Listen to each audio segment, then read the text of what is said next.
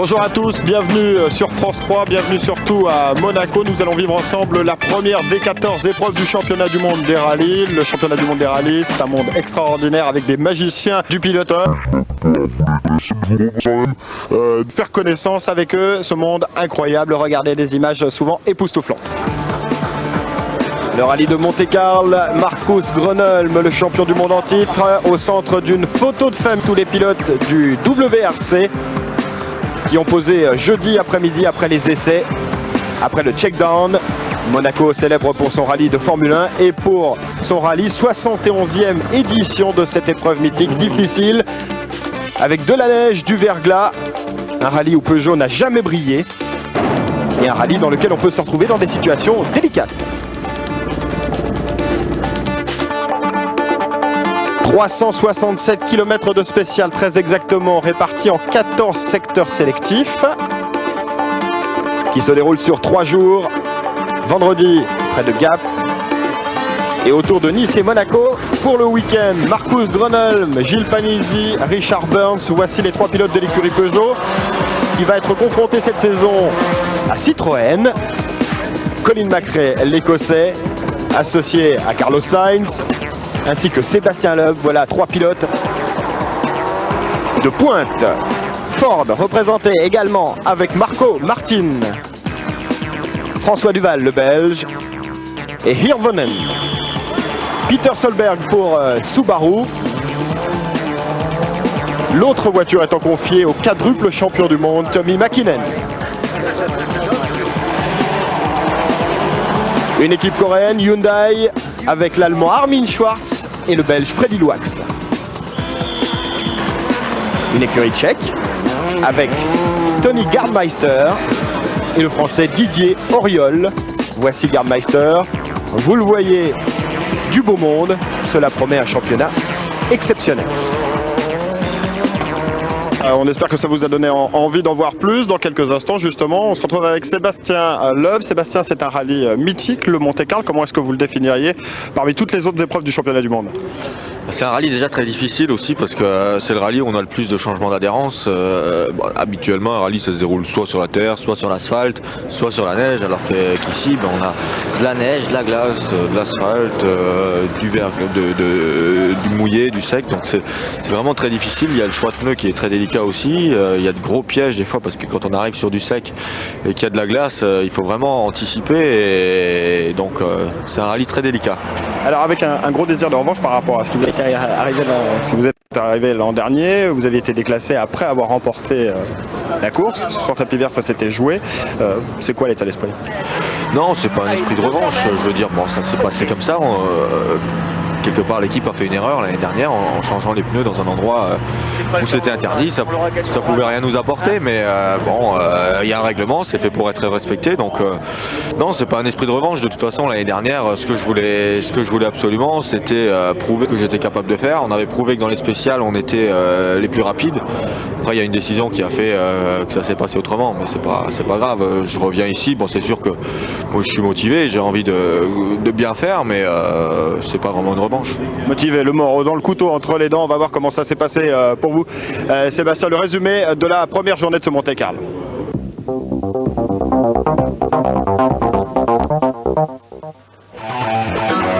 Première étape de ce rallye de Monte-Carlo, 149 km de 6 épreuves sélectives dans la journée autour de Gap. Vous le voyez, un secteur enneigé. Le premier à s'élancer, Marcus Gronholm, le champion du monde en titre, avec la 2.6 numéro 1. Marcus Gronholm qui disait avant ce rallye ne pas aimer particulièrement cette épreuve puisqu'elle se déroule avec des conditions changeantes, et qui réussit de très très bon temps puisqu'il va signer les 2 premiers scratchs de la journée. Peter Solberg avec la Subaru, lui aussi a envie de créer la sensation. Il termine à la 2e place de la première épreuve spéciale. Colin McRae qui découvre la Citroën Xara en condition de course. Ce sont ses premiers tours de roue en épreuve.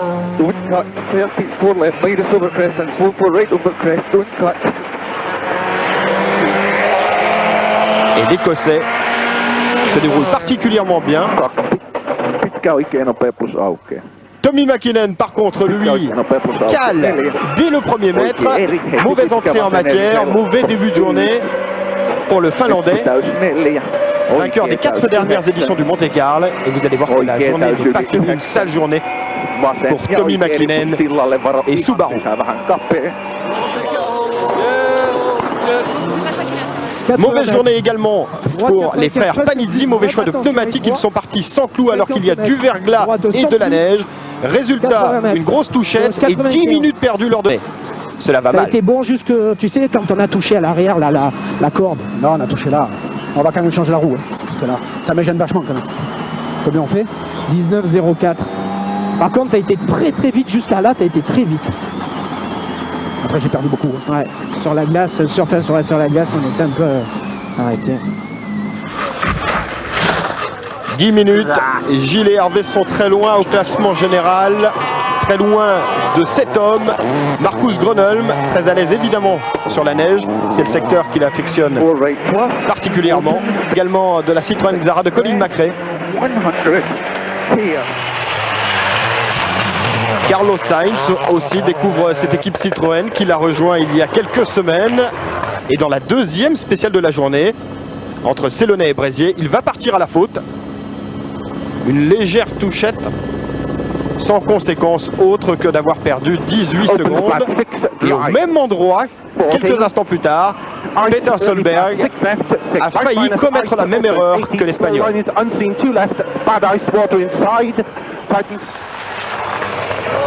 Difficile dans ces conditions d'être toujours sur la route. Ici une incursion de Freddy Loax en dehors de la piste. À signaler en ce début de rallye la bonne performance de Cédric Robert, le pilote essayeur de chez Peugeot, qui court également sur une 206 WRC. Au bout de 2 spéciales, et même s'il s'offre ici une petite incursion en dehors de la route, il pointe après 2 spéciales dans le 10.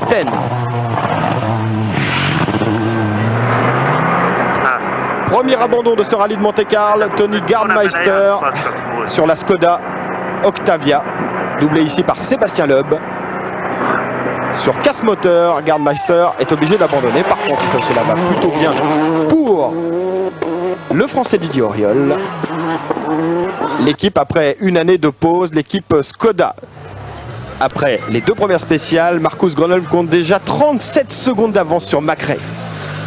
Marcus, êtes-vous surpris d'être en tête? Non, je ne m'attendais vraiment pas à avoir autant d'avance. Comment étaient ces 2 premières spéciales? Oui, elles étaient piégeuses avec de la glace et de la neige.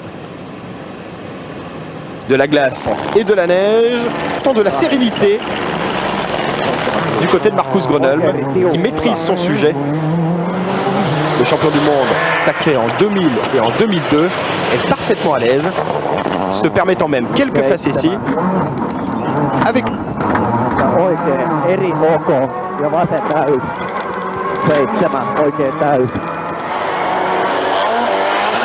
très à l'aise également Sébastien Loeb, qui commence à trouver ses marques dans ce rallye après 2 premières spéciales hésitantes. En revanche, la galère continue pour Tommy McKinnon.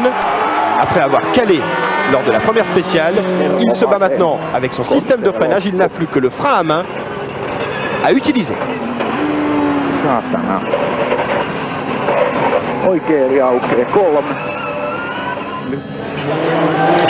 Peter Solberg, lui non plus, n'est pas à la fête. Il va surtout partir à la faute.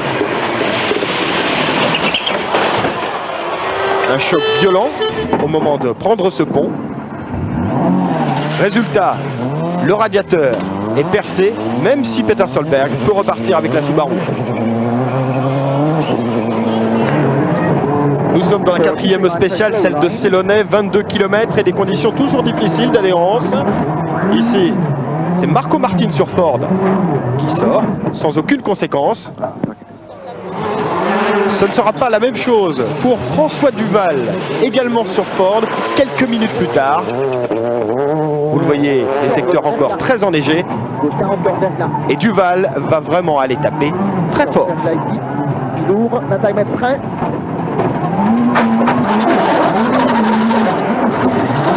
Un choc violent mais qui n'empêche pas le Belge de repartir.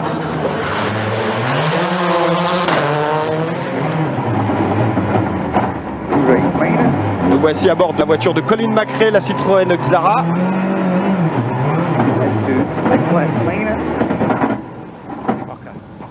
Tête à queue, sans conséquence et sans dommage pour l'Écossais.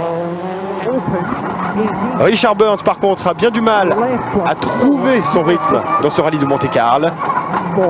Le champion de 2001 connaît pourtant bien la voiture, mais il n'a pour le moment, après une année d'expérience, signé aucune victoire pour l'équipe Peugeot. Le parc d'assistance à Talahar et le changement de radiateur pour Peter Solberg en quelques minutes seulement. Le temps de repartir dans la 5e spéciale. Plan de Vitrolles-Faye, 47 km, 270 très précisément, que les pilotes vont parcourir 2 fois de suite. L'up très rapide, il va signer le temps scratch. Marcus Gronholm commence à être mis en difficulté dans cette 5e spéciale. Il est sous pression et il va commettre sa première erreur de la journée.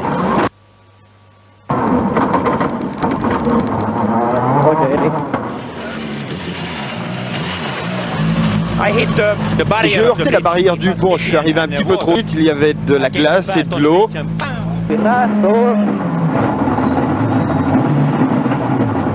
Carlos Sainz lui aussi s'offre une incursion dans un champ et il s'en sort relativement rapidement. Les malheurs de Subaru continuent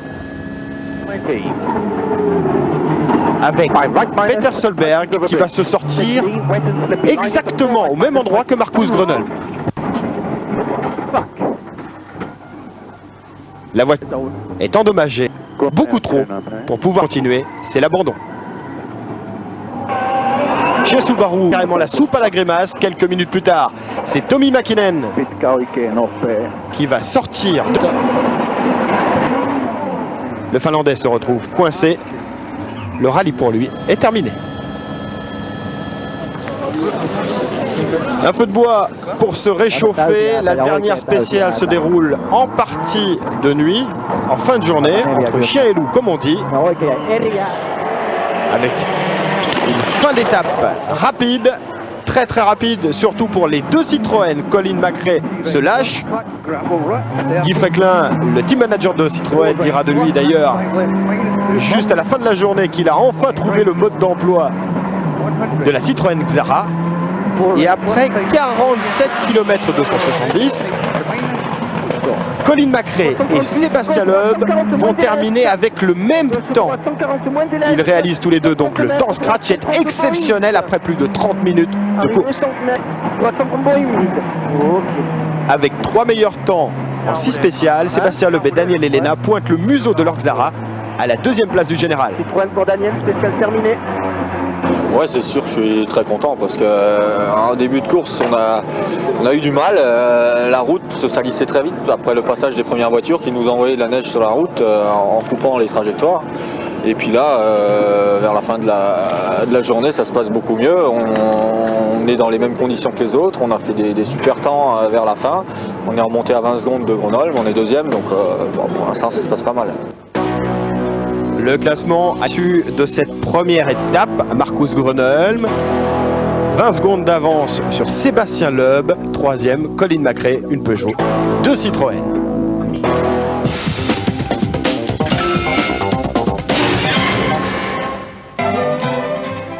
Monaco en 1965, le Palais Princier, en 71 éditions, le rallye est devenu un monument, un véritable mythe.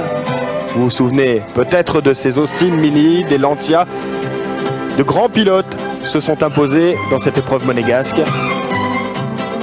Et des centaines de milliers de spectateurs sont toujours des inconditionnels du rallye.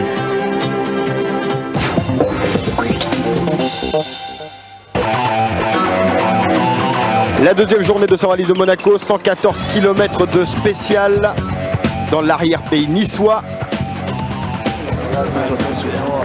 Un soleil généreux et une première spéciale qui va être annulée. Beaucoup trop de monde et surtout des véhicules très mal garés, notamment des camping-cars, qui vont conduire les organisateurs à tout simplement annuler cette première spéciale de 32 km. Le soleil brille mais pas dans tous les cœurs. Cela va mal pour les frères Panizzi. Gilles est malade, une énorme baisse de tension, 8 de tension avant cette spéciale. Résultat, les deux hommes vont être contraints à l'abandon, au grand désespoir d'Hervé, le copilote et le frère de Gilles.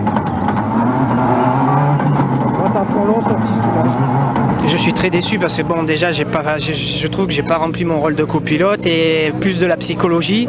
J'ai essayé de le réconforter, de le ramener à ce que je sais de mon frère, et c'est vrai que ça n'a pas été facile pour moi. C'est ma plus grosse galère de toute ma carrière, mais bon, je pense et j'en suis sûr, c'est que passager. La page est tournée maintenant, il faut réagir. Là je suis déçu parce que j'ai encore les casques dans la main, mais il faut vraiment regarder le futur, et je suis persuadé que Gilles il va en faire autant.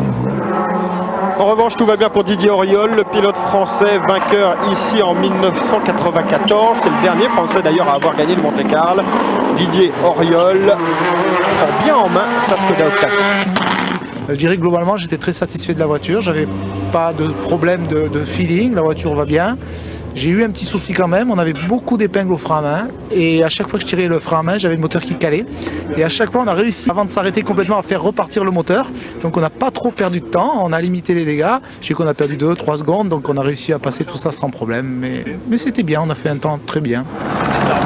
Très bon temps également pour Sébastien Loeb dans la 8e spéciale. Sébastien Loeb qui va reprendre 8 secondes à Marcus Gronholm.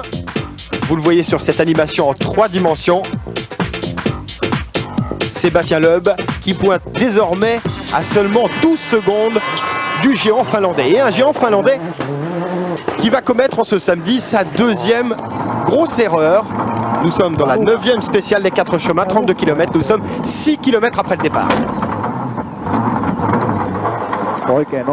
Marcus a choisi des pneus slick, des pneus pour terrain sec, alors qu'il y a encore des parties enneigées. Résultat, il a tapé fort, il finit la spéciale complètement ralenti. Il va perdre 30 minutes dans cette histoire, et surtout toute chance de victoire. Pour Peugeot, les années se suivent et se ressemblent, c'est une énorme claque. Surtout que Richard Burns a toujours du mal à trouver ses marques. Du côté de chez Peugeot, ce n'est pas du tout la fête.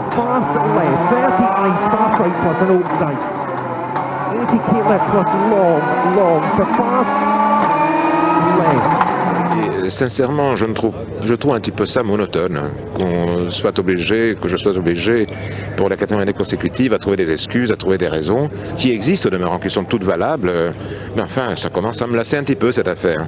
Moi je veux bien qu'on soit champion du monde en 2003, il y a des fortes chances que nous le soyons, du moins je l'espère, et on a tous les moyens de notre côté pour qu'on renoue avec le succès, mais j'aurais bien aimé entamer cette saison de façon un petit peu différente. Eh bien c'est pas cette fois-ci non plus, on attendra l'année prochaine. Peugeot pleure et Citroën rit. Sébastien Loeb s'installe donc aux commandes de ce rallye de Monte-Carlo. Parfaitement à l'aise dans une épreuve qu'il avait révélée l'an dernier, une épreuve où il avait été déclassé pour un changement de pneu dans une zone non autorisée. Sébastien est en train de prendre sa revanche. Droite en plus, gauche en 30 moins. Gauche en 30 moins, droite ferme. Et gauche 15 sec. Gauche 4 plus long sec, 50 mètres. Droite 80 moins. Droite 80 moins et gauche 120 moins. Gauche 120 moins sur droite 100 plus. Droite 100 plus, attention gauche 80. Les Citroën trustent provisoirement le podium. Loeb installé en première position. Carlos Sainz en 3e.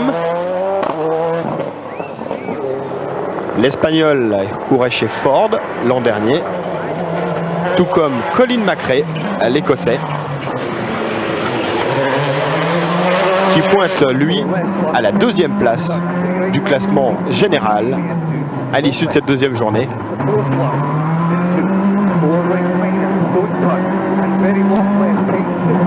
Du côté de chez Citroën, on ne pouvait espérer meilleure entrée en matière pour la saison 2003.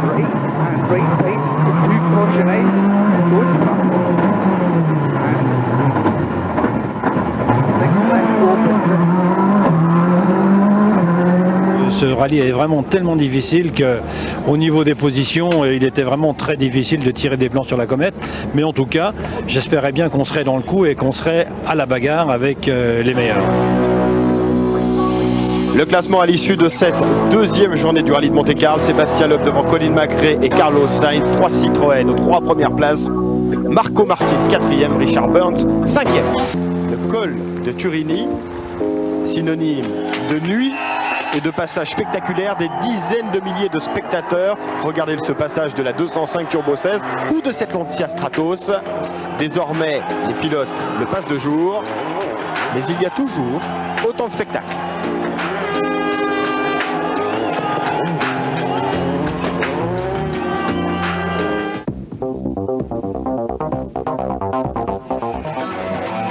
La troisième et dernière journée de ce Monte-Carlo. 104 km de spécial, 4 secteurs sélectifs dans l'arrière-pays monégasque.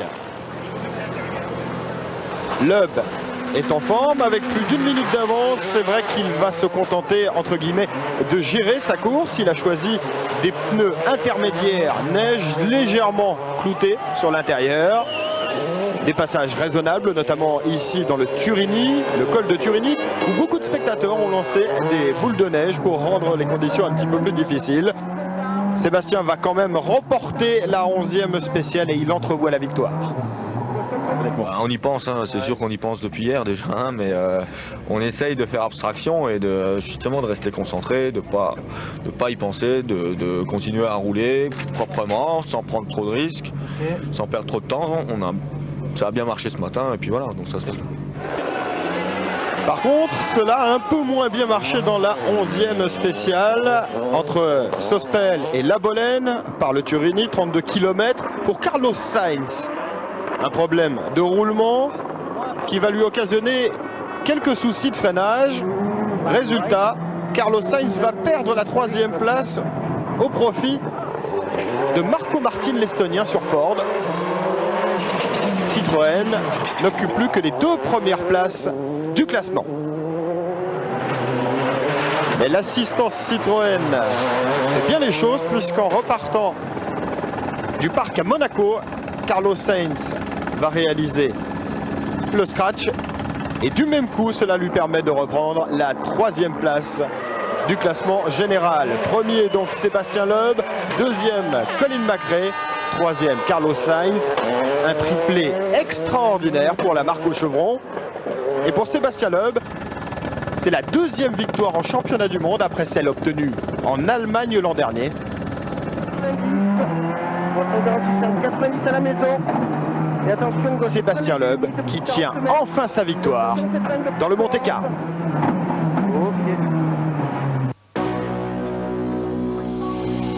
Le classement final du rallye de Monte-Carlo, Loeb, McRae, Sainz, Marco Martin 4e, la première Peugeot, et 5e Richard Burns.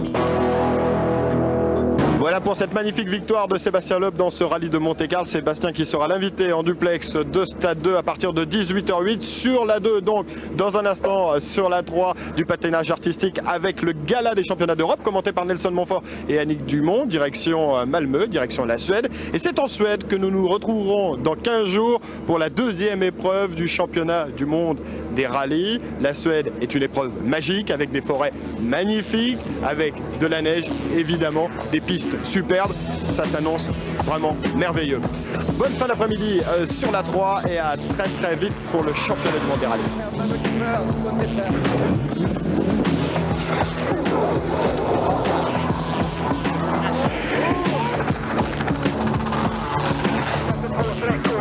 Man kan behålla den,